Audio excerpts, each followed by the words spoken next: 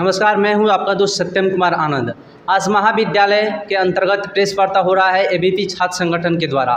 आज हमने सोचा कि आज इस कॉलेज में आए और इस कॉलेज में किस प्रकार भ्रष्टाचार हो रहा है, इस पे आज हम लोग खास मुद्दे पर बातचीत करेंगे। तो मेरे साथ उपस्थित हैं आज के ये मेहमान जी, इनसे ही बात करते हैं। तो आपका परिचय बताइए।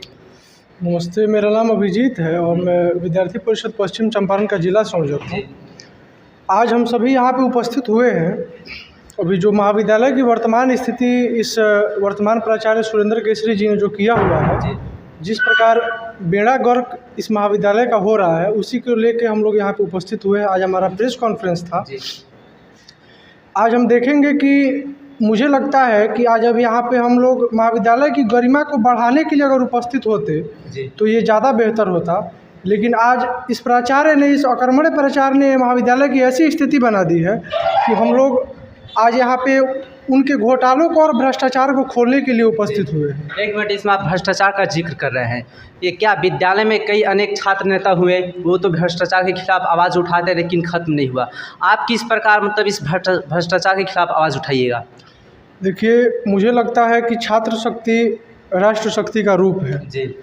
और छात्रों के अंदर एक और ये गुण रहना चाहिए। छात्र जैसा ये कहते हैं कि नवयुवकों का ऊर्जा जो है वो सबसे बड़ी ऊर्जा है जी। मुझे लगता है कि हमारा एक यही लक्ष्य होना चाहिए कि जब तक भ्रष्टाचार को तोड़ेंगे नहीं तब तक हम किसी को छोड़ेंगे नहीं। तो ऐसा नहीं है कि हमने आज आवाज़ उठाई और कल हमारा आवाज़ दब जाएगा। हम आवाज़ वो जितना दबाने का प्रयास करेंगे, हम और उतना ही बुलंदी से अपनी आवाज़ को ऊपर रखने का काम करें। आपके नज़र में कॉलेज में क्या ऐसा हो रहा है कि आप भ्रष्टाचार के खिलाफ आज प्रेस वार्ता रखे हैं? आज देखिए कि जो बिजली का पोल फ्री में बिजली विभाग के द्वारा लगाया जा रहा है, यहाँ पे हम देखेंगे कि उसको एवज में 20 लाख का ट्रांजैक्शन हुआ है। जो प्रोस्पेक्टस छात्रों को 350 रुपये में उपलब्ध कराया जाता है, उसका भी छपाई का रेट मैंने बिल जो बनाया गया है प्रिंसिपल के द्वारा 350 का ही बनाया गया है। आज हम देखेंगे कि आज तक इस महाविद्यालय के इतिहास में कोई ऐसा प्राचार्य नहीं आया था कि जो एडमिशन कॉलेज से उठा के अपने घर पे करता हो।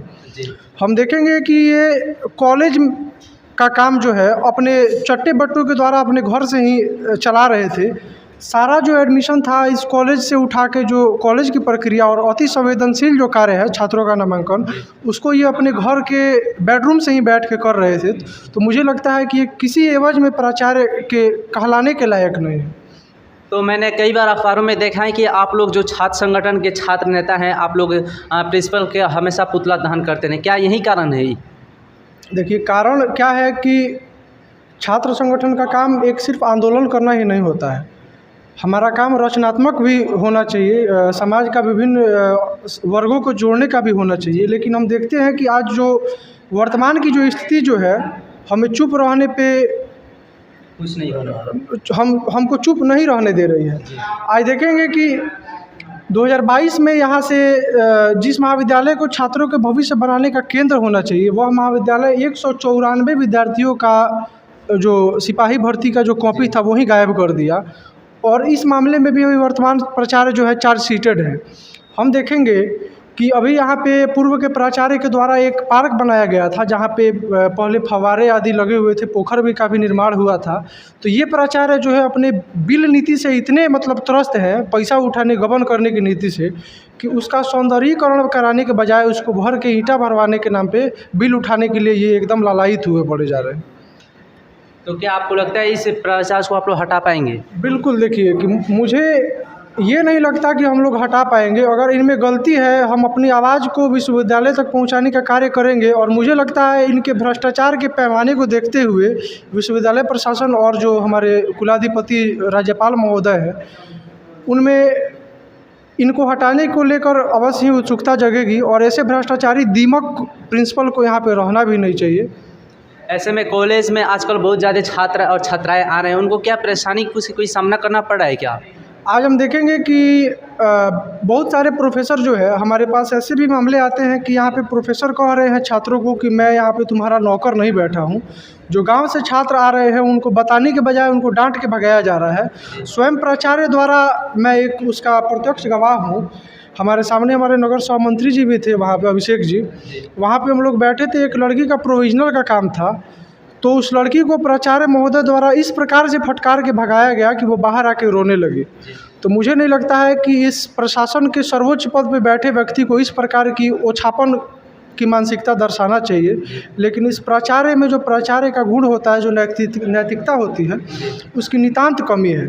और इस जैसे व्यक्ति को प्राचार्य के गरिमामयी पद पे बैठने का भी कोई अधिकार नैतिक रूप से नहीं है। अभी आपने प्रोफेसर का जिक्र किया।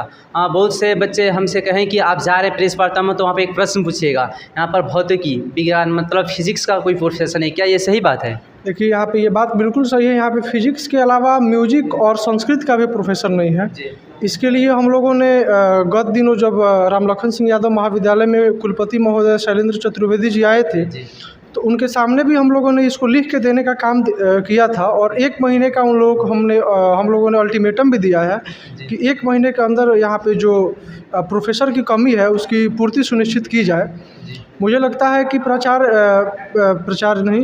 कुलपति महोदय अपनी दूरदृष्टिता के कारण उसको पूर्ति भी करेंगे। अगर नहीं करते हैं तो हम लोग, जैसा कि हम प्रतिबद्ध हैं छात्रों की आत्मरक्षा हेतु और उनके काम हेतु, मुझे लगता है कि हम लोग उसके लिए आंदोलन के लिए भी बाध्य होंगे विश्वविद्यालय स्तर पर। आप लोग अधिकतर कॉलेज में हमेशा आंदोलन करते रहते हैं, क्या आप लोग जो आंदोलन करते हैं उसका असर पड़ता है इस महाविद्यालय पर, और बच्चों को क्या उससे लाभ मिलता है आंदोलन से? बिल्कुल, देखिए, कोई भी आंदोलन जो होता है वो निरर्थक नहीं होता है।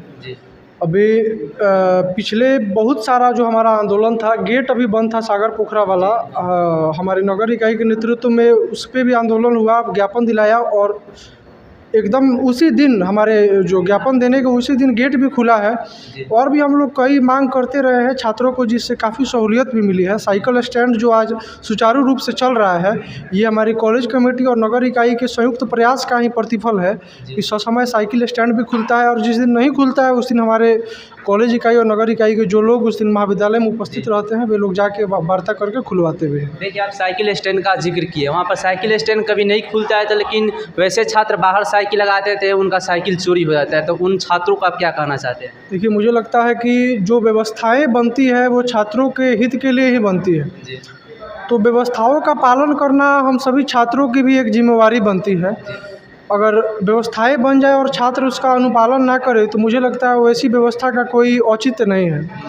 तो जो भी प्रशासनिक व्यवस्था यहाँ पे बनती है वो छात्रों के हित के लिए बनती है। अगर छात्र उनका पालन करें तो उससे उन्हीं का कल्याण होगा, और इसका पालन तो उन्हें ज़रूर करना चाहिए। अगर इस कॉलेज में मतलब आपके नज़र से क्या ऐसी महत्वपूर्ण सुविधाएं हैं जो कि इस कॉलेज में नहीं है? आज देखिए, हम जाएंगे तो देखेंगे कि परीक्षा में 10 पंखे अगर है तो उसमें से 6-7 चल ही नहीं रहे हैं। अगर हम अभी प्राचार्य के ऑफिस में जाएँ तो 2-3 एसी के बीच में भी आराम कर रहे हैं। तो मुझे लगता है कि प्राचार्य को ऐसा होना चाहिए कि अपने से ज़्यादा सुख सुविधा वो छात्रों को प्रदान करे। लेकिन जाके देखिए, अभी परीक्षा भवन में जहाँ पे प्रोफेसर लोग बैठते हैं वहाँ पे 4-5 एसी चल रहा होगा, लेकिन अभी जो परीक्षा चल रही है उस केंद्र में आप जाके देखिए, उस भवन में जाके देखिए, अगर 10 वहाँ पे पंखा होगा तो उसमें से 6-7 नहीं चल रहा होगा। वहाँ पे पेयजल के नाम पे कैसे भी किसी भी 10 फीट 20 फीट का चापाकल का पानी वहाँ पे रख दिया जाता है। शुद्ध पेयजल का नितांत अभाव है वहाँ पे। और यहाँ पे जो है ये महाविद्यालय एकदम निरंकुश हो गया है। अन्य छात्र संगठनों को यहाँ पे काम नहीं करने दिया जा रहा है, लेकिन हम लोग व्यवस्था बनाने वाले लोग नहीं हैं, ख़राब व्यवस्था से लड़ने वाले लोग हैं। और मैं ये आश्वस्त करता हूँ कि जब तक व्यवस्था परिवर्तन नहीं होगा, विद्यार्थी परिषद ऐसे ही अपना मुखर आंदोलन जारी रखे। क्या आपको उम्मीद है मेरा जो आप लोग ये आंदोलन करें मेरा सफल होगा आंदोलन? बिल्कुल सफल होगा। देखिए कि मुझे लगता है कि हम लोग जो वास्तविकता है उसी को लेकर के हम लोग ये आंदोलन, मतलब यथार्थ की राजनीति हम लोग यहाँ पे कर रहे हैं। हमें किसी से व्यक्तिगत द्वेष नहीं है। हमारा जो वसुधैव कुटुंबकम की जो नीति है, हमारा लगता है कि अगर 12,000 छात्रों को कोई परेशानी है तो विद्यार्थी परिषद का प्रत्येक कार्यकर्ता उसको अपनी परेशानी मान के चलता है। जैसा कि अभी हमारे प्रेस कॉन्फ्रेंस में ये बात उठाई गई बीबीए का, तो बीबीए के, मैं स्वयं बीबीए का छात्र नहीं हूँ, मैं सामान्य कोर्स का छात्र हूँ, लेकिन बीबीए का जो दिक्कत था वो भी हमने उठाया, क्योंकि मुझे लगता है कि ये इस महाविद्यालय का प्रत्येक छात्र हमारा परिवार है और हमारी सभी मांगे जायज़ हैं। प्राचार्य जिस प्रकार से अभी नकारात्मक रवैया दिखा रहे हैं, मुझे लगता है कि ऐसे प्राचार्य को यहाँ से हटना ही सबसे पहला विकल्प होगा। ऐसे दीमक प्राचार्य को यहाँ से जाना ही इस महाविद्यालय की भलाई के लिए उपयुक्त होगा। इस कॉलेज के छात्रों को आप क्या संदेश देना चाहेंगे लास्ट में? मुझे लगता है कि छात्र खुद में आज समझदार हो गया है, लेकिन जो कक्षाएं चल रही है उसमें नियमित छात्र रहें जी। और जो काम छात्र संगठन करते हैं वो एक सामान्य छात्र भी कर सकता है।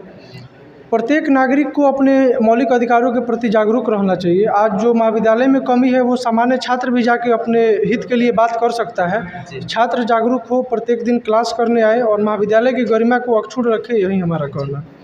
आज ये मेरा खास बातचीत कैसा लगा? मुझे उम्मीद होगा कि आप लोगों को ये खास बातचीत बहुत ही अच्छा लगा होगा। आप लोग का जो भी प्रश्न था आज हमने डिस्कस किया और मुझे मतलब पूरा उम्मीद है कि इस कॉलेज में बहुत सी संसाधन है उसको सुधारा जाएगा और अनेक जो संसाधन की कमी है उनको भी आपूर्ति पूरा किया जाएगा।